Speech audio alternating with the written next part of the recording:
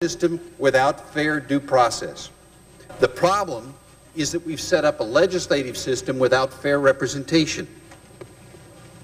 It sets up a system where we have one vote out of 123, or one vote out of how many join it, and yet we pay most of the bills. 25% of the cost we'll write the check for, and yet we won't control the way the money is spent. Is that a problem?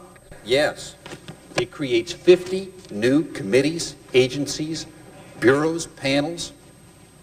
It is going to be a huge international bureaucracy, and we'll pay the bills, and they'll decide how it's run. Lastly, it's a one-sided agreement. Anybody who thinks we're getting into an agreement that expands free trade hasn't read the bill. Let me repeat that, because it is absolutely true, and I hope members will focus on it.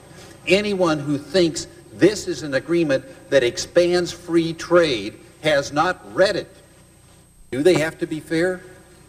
Do they have to have their hearings open? No, they don't. They even render anonymous decisions.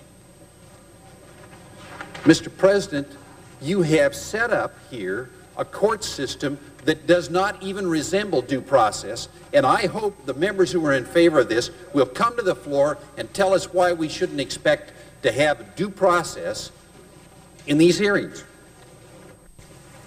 The U.S. has one vote, the European Common Market has 16. Does anybody here think that's fair?